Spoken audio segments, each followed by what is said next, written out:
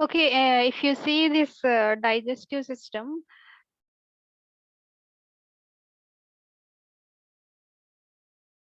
uh, see, generally we are having okay different systems as we are studying here. Okay, today we'll see okay some basic things regarding this human digestive system.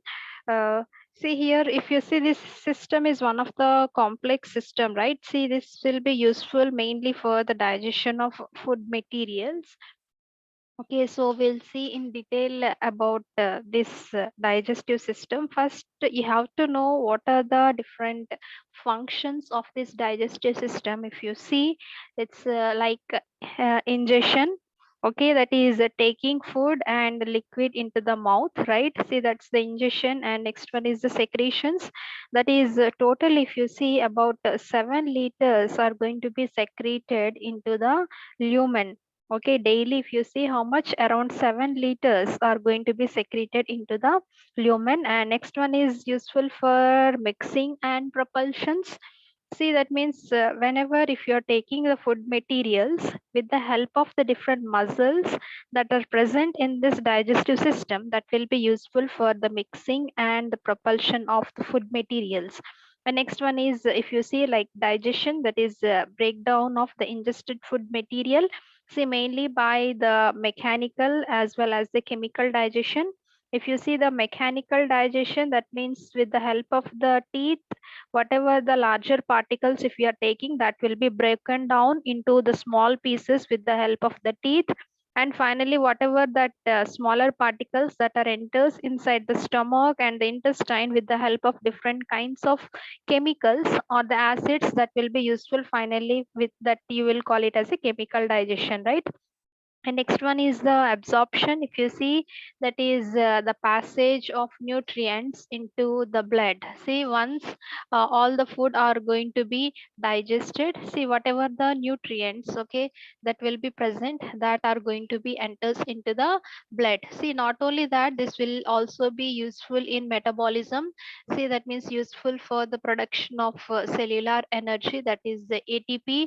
And finally, if you see the defecation or the elimination, that is whatever the waste substances, okay, that are present after the digestion process, that is going to be leaves the gastrointestinal tract mainly through the anus.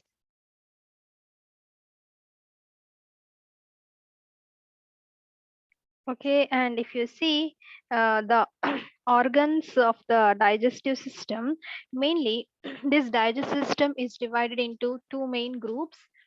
First one you will call it as alimentary canal or the gastrointestinal tract.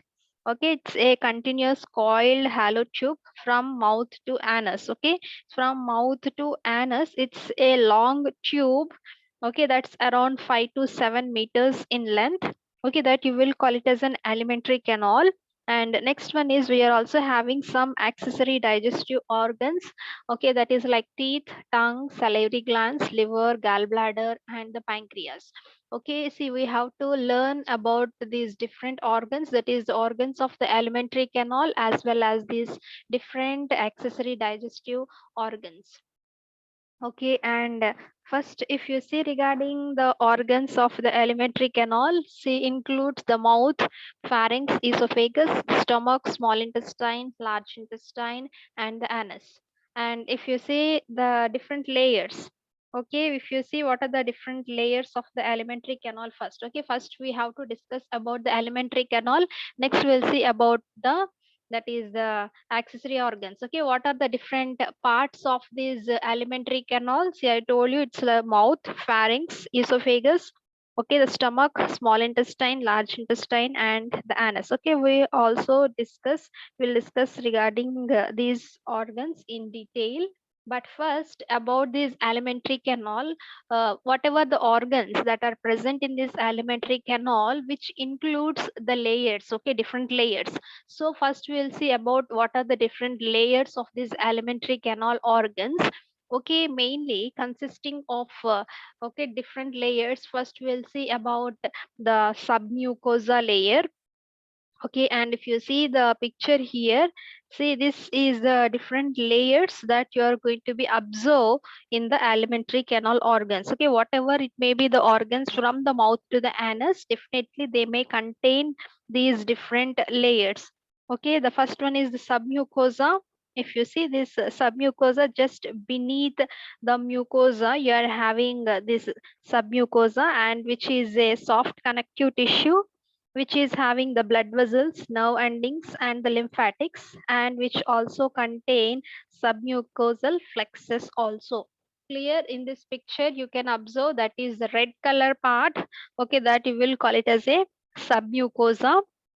Okay, see the submucosa where it is present just beneath the mucosa. You are having that yellow color part, you will call it as a mucosa. Okay, next to the mucosa, you are having this submucosa layer. Clear, see, which is totally made up of the soft connective tissue containing the blood vessels, nerve endings, and the lymphatics, and which also consisting of the submucosal flexes. Okay, and the next layer is mucosa. Okay, this mucosa, I told you that yellow colored layer, that is mucosa, which is the innermost layer, and okay, which this innermost layer that will be useful to moisten the membrane. See, mainly with the help of, that is the surface epithelium.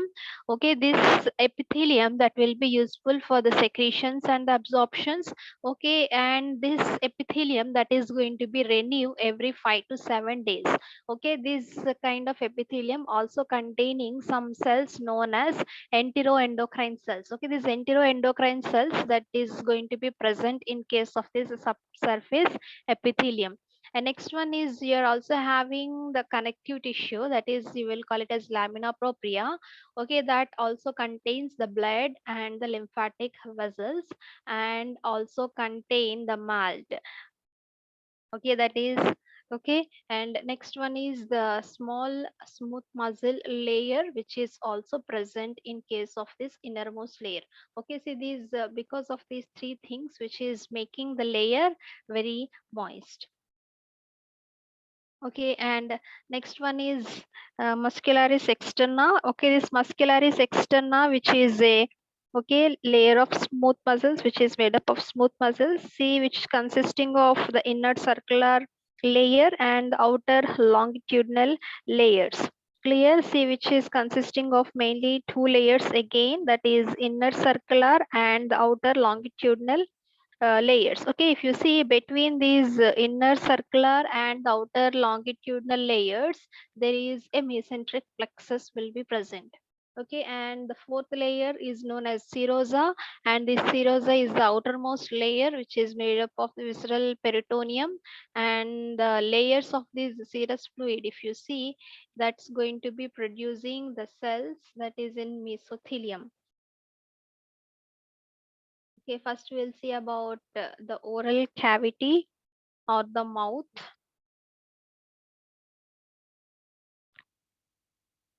If you see this mouth or the oral cavity, mainly consisting of different parts like lips. Okay, this lips you will also call it as the labia.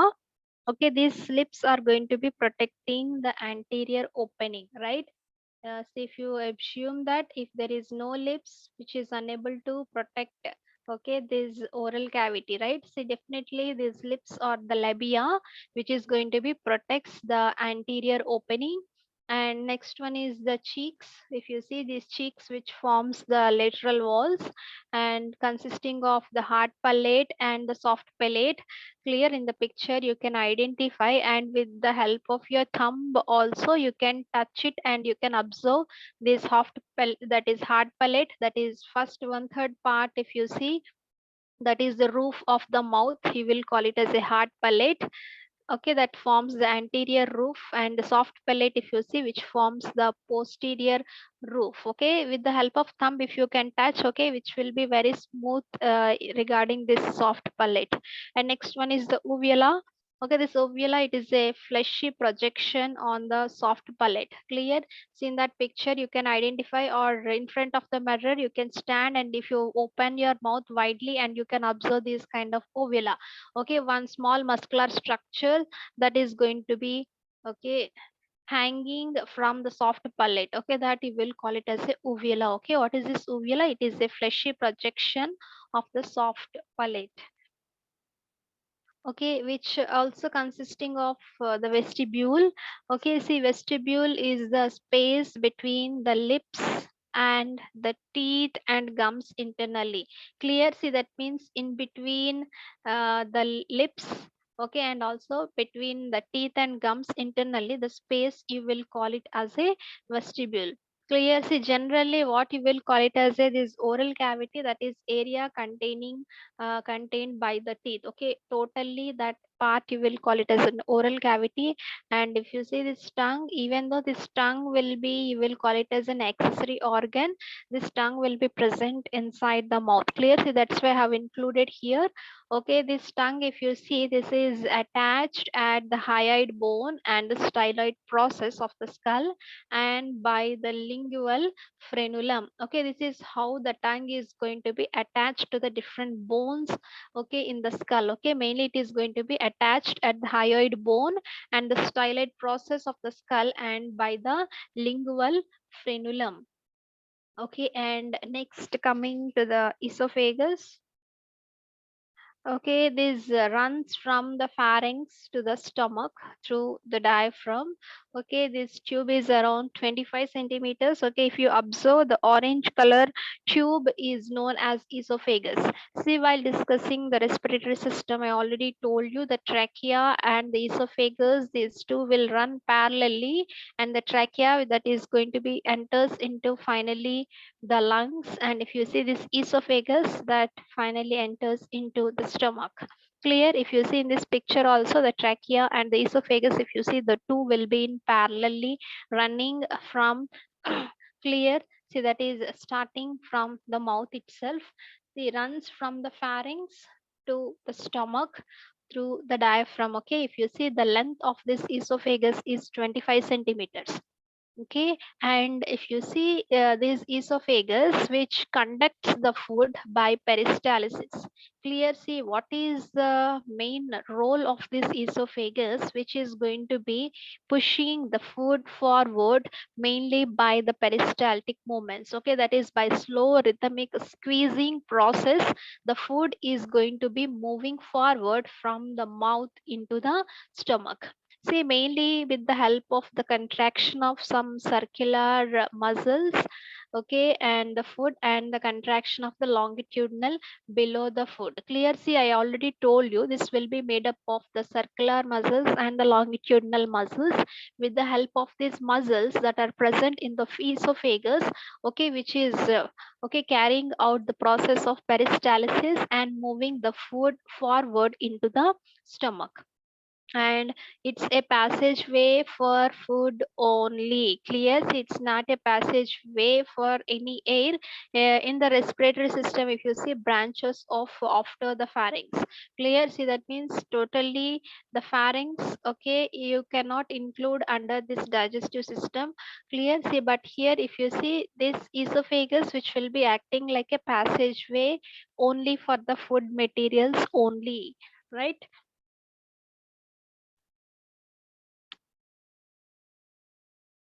And if you see, this esophagus is where it is present exactly, it is posterior to the larynx and the trachea in the neck region and in the upper thorax.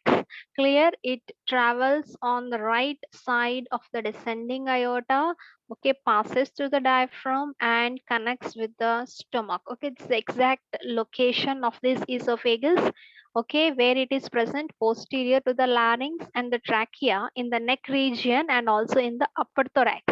Clear? It travels on the right side of the descending aorta and it is going to be passes through the diaphragm and which will be connected with the stomach. Okay, see, this also having inner circular and outer longitudinal muscle layers.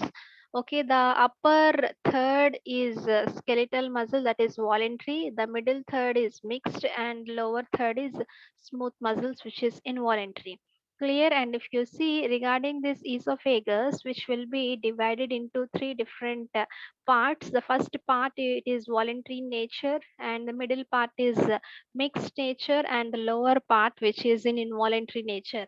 Clear. And if you see this esophagogastric junction, okay, that is located approximately at the level of the diaphragm, and because of the contractions of the diaphragm creates some sphincter like effects, okay, that is going to be preventing the reflux of stomach acids and the contents. Clear. See, whenever if there is, what is the main role of the stomach? I hope you know that is secretion of the acids, right?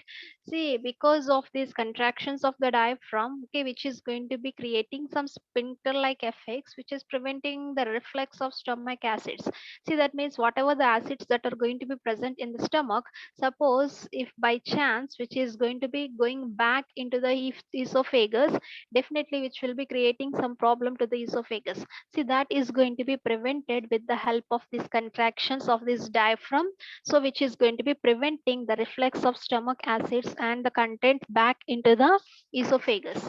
Clear. This esophagogastric junction is a functional and it is not anatomical sphincter. Clear. And if you see normally if you see a sphincter which is like a roll of elastic nature will be present, but if you see this okay, this esophagogastric junction which is not a sphincter anatomically. If you see the characteristic features of a sphincter, which is not a, is present in case of this esophagogastric junctions. Okay, and next, if you see the peristalsis in case of this esophagus, okay, the main role or the function of this esophagus is the peristaltic movements. Clear. And if you see these peristaltic movements, whenever if you are taking the food materials, okay, that you will call it as a bolus of the food, right? See, whether if you're taking a dry food or a wet food materials with the help of the saliva, see that food is going to be converted into a bolus of food, right? See, once the bolus of the food that has been entered into the esophagus, see, then what happens? The muscles contract, okay, constricting the passageway and pushing the bolus down. Okay, initially the muscles are undergoing okay constriction, and okay, which is pushing the bolus, okay, that is downwards, and finally the muscles again immediately undergoing the relax and allowing the passageway to open into the stomach. See, that means as the muscles that are present in this esophagus initially undergoing the contracting, okay, contraction and pushing the bolus downwards, and it is also undergoing the relaxation, and finally which is okay passing that food, and finally that bolus which is going to be opens into the stomach.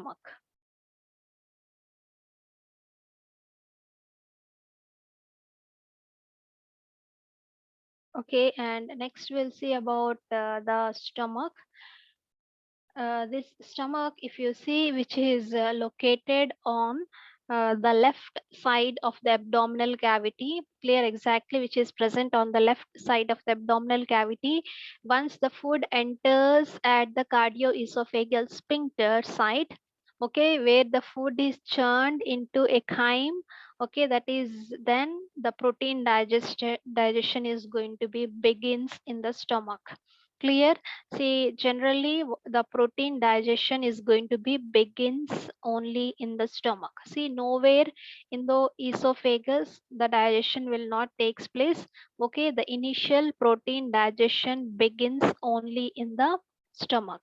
Okay, and if you see the different regions of the stomach, okay, that is the cardiac region, okay, that will be present near to the heart. Okay, you can see in that picture, okay, mainly divided into four different regions, that is cardiac, fundus, body and pylorus.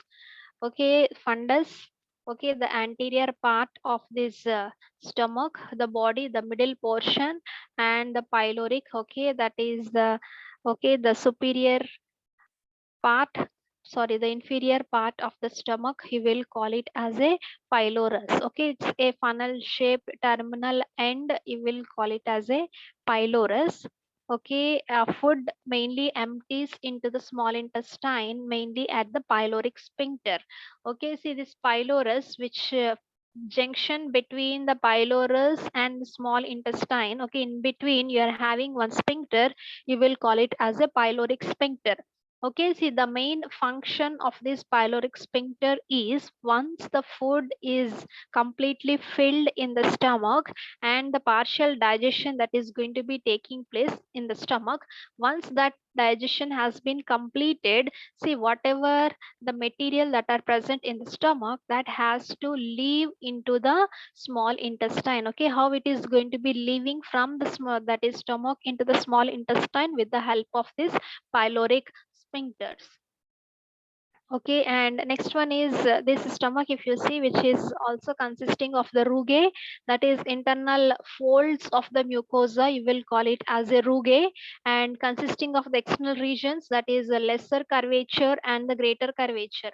Clear? See in this picture, if you see uh, the greater curvature and the lesser curvature. See, that means if you want to dissect, okay, this stomach, definitely you have to cut from the greater curvature. That means you have to know what is meant by that greater curvature and what is meant by that lesser curvature. Okay, in this picture you can easily understand the two external regions, that is greater curvature and the lesser curvature. Suppose if you are cutting this stomach, the transverse section, okay, inside the stomach you can observe that is rugae, that is folds inside the stomach, that you will call it as a rugae. Okay, it's the rugae and the external regions, that is lesser curvature and the greater curvatures.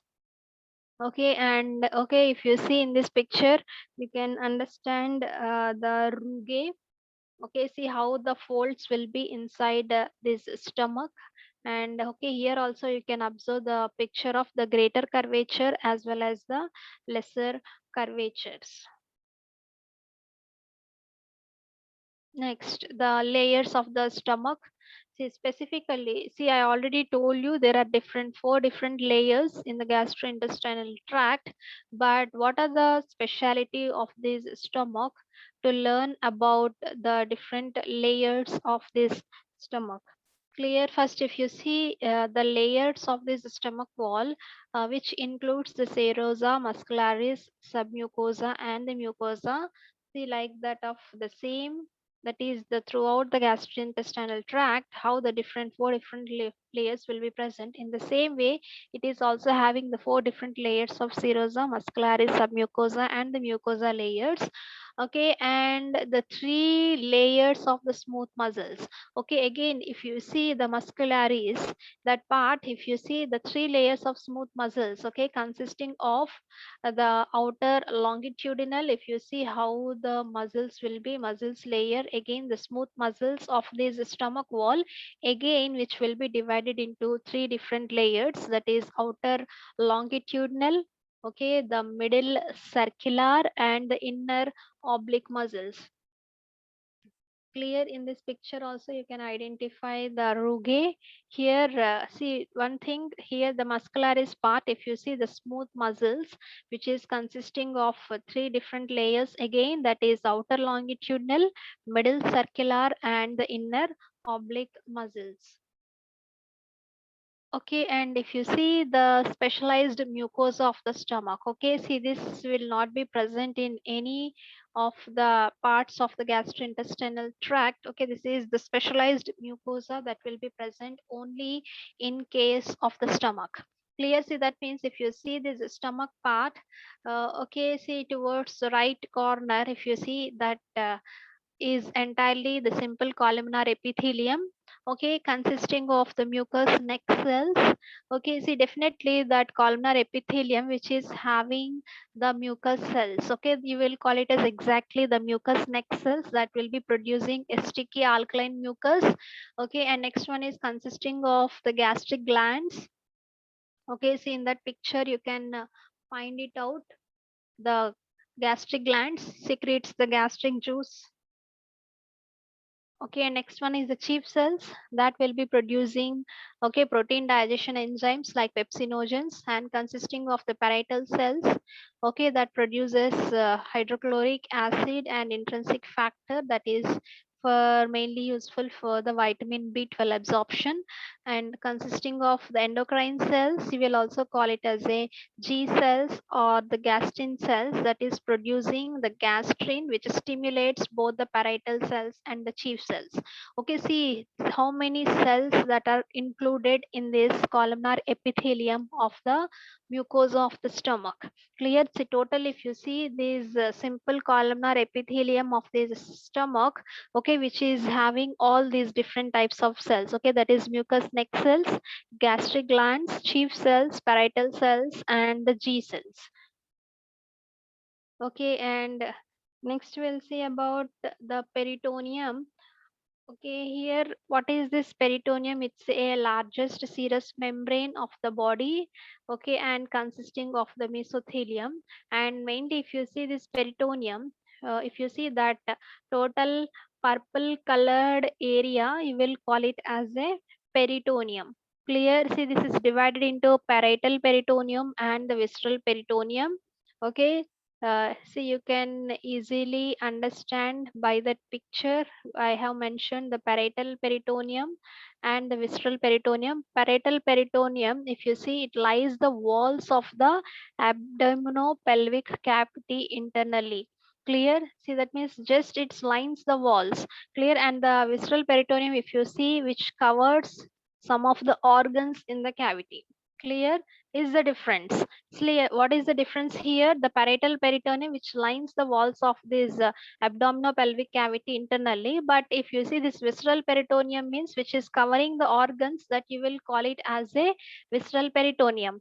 Okay, and the space between them containing the fluid and call it as a peritoneal cavity. And this cavity may be accumulated by several liters of fluid state called as ascites. See, I already told you regarding this ascites. Suppose if the fluid that is going to be accumulated inside this peritoneal cavity, okay, that condition you will call it as ascites. Clear? See, between this parietal peritoneum and the visceral peritoneum, in between you are having the space is known as that is peritoneal cavity. Okay, this cavity will be accumulated by several liters of the fluid, then that condition you will call it as ascites. Clear? And next one is the mesenteries. If you see, it's a double sheet of peritoneum, okay, surrounding and suspending the portions of the digestive organs. Clear? See, suppose the double layered, okay, that is going to be suspending the portions, okay, that is going to be holding the digestive organs, that you will call it as a mesenteries. Okay, next, okay, I will show you in the next picture. Okay, you can easily understand regarding this mesenteries. Okay, here if you see the mesentery here, it's a double layered, okay, which will be holding, okay, the organs. Okay, if you see here, I have mentioned like one organ like stomach. Okay, if you see that stomach, which will be holded by the double layered, okay, structure, that you will call it as a mesentery. Okay, in the peritoneum, which also consisting of the peritoneal folds. Okay, and if you see these peritoneal folds are of 5 different types again, that is the falciform ligament. Okay, if you see this importance of this falciform ligament, that is going to be attached the liver to anterior abdominal wall and the diaphragm, and it consisting of the greater omentum and the lesser omentum. Okay, if you see here also I have mentioned what is that greater omentum and the lesser omentum. Greater omentum, that is a fatty apron, okay, that hangs anteriorly from stomach, okay, double layered encloses fat. Clear? That is anteriorly from the stomach, the part you will call it as a greater omentum, and the lesser omentum that will be present between the stomach and the liver.